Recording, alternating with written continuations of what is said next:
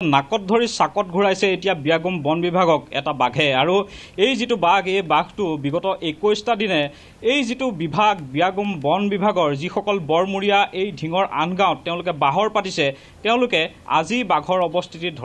ধৰা পেলাইছে আৰু তেওঁলোকৰ যি ড্ৰোন ব্যৱহাৰ কৰিছে অত্যাধুনিক ড্ৰোন সেই ড্ৰোনত সেই বাঘৰ অৱস্থিতি ধৰা পৰিছে বুলি ইতিমধ্যে জনাইছে কিন্তু অতিকৈ হাস্যকৰ বিষয় যে তেওঁলোকে যি কৃষি কাৰ্যত ব্যৱহাৰ হোৱা এগ্ৰোনেট সেই নেট ব্যৱহাৰ কৰি বাঘ পিঞ্জৰাবদ্ধ কৰিবলৈ চেষ্টা কৰিছিল আৰু ইতিমধ্যে সেই বাতৰি আমি ND24ত ধাৰাবাহিকভাৱে প্ৰচাৰ কৰিছিলোঁ আৰু অৱশেষত তেওঁলোকৰ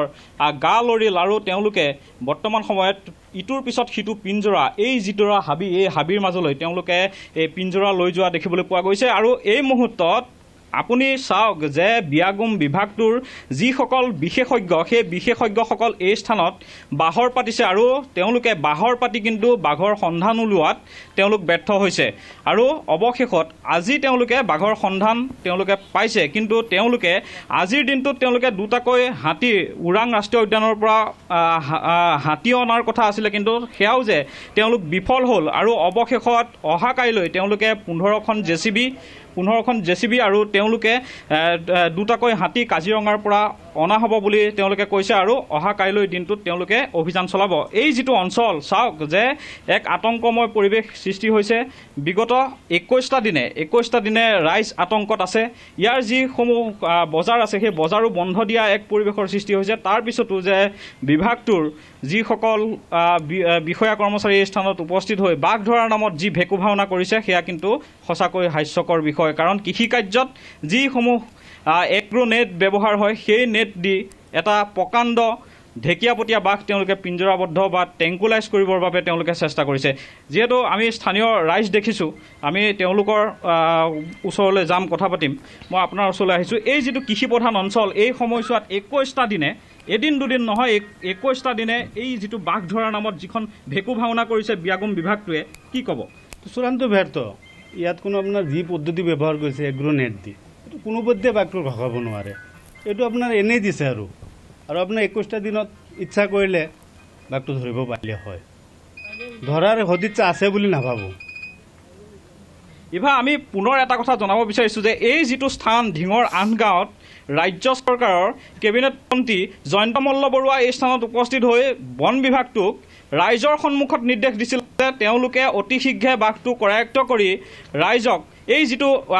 আতংকময় পৰিৱেশৰ পৰা মুক্ত কৰিব লাগে কিন্তু এই যিটো বিভাগটোৱে তাকে নকৰি তেওঁলোকে যিসমূহ তেওঁলোকে ব্যৱহাৰ কৰিছে বাঘটো ধৰাৰ নামত যিখন ভেকু ভাওনা কৰিলে সেয়া কিন্তু সকলোৱে ইতিমধ্যে গমেই পাইছে যে এগ্ৰোনেট ব্যৱহাৰ কৰিছে বাঘটো ধৰিবৰ বাবে আৰু যি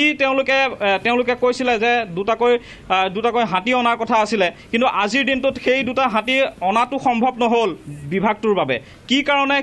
নে ৰাইজক আভুৱা ভাৰিবৰ বাবে হাতী অনা বুলি কোৱা হৈছিলে সেয়া কিন্তু ৰহস্যজনক বিষয় আৰু আমি পুৱাৰে ভাগৰ পৰা এই যি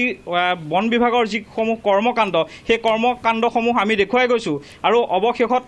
আপোনালোকে দেখিছে চাওক যে এই যি স্থান এই স্থানত এতিয়া তেওঁলোক উপস্থিত হৈছে আৰু তেওঁলোকে বৰ্তমান সময়ত এই পথত আমি তেওঁলোকক দেখিবলৈ পাইছোঁ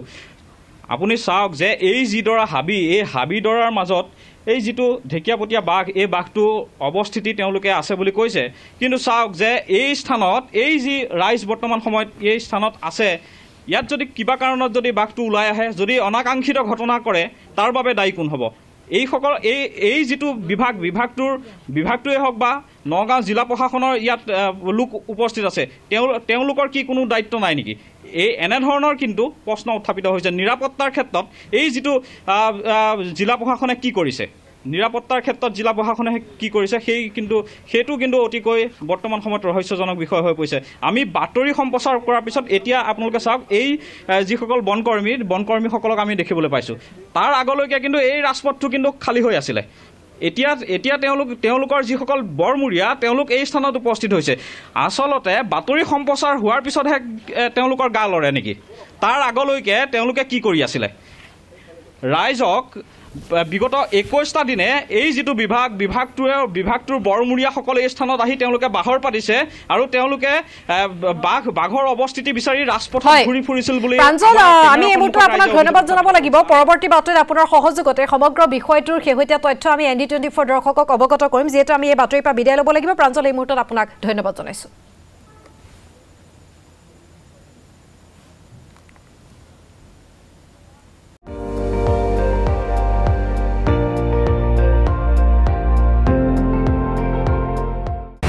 আপুনি চাই আছে ND24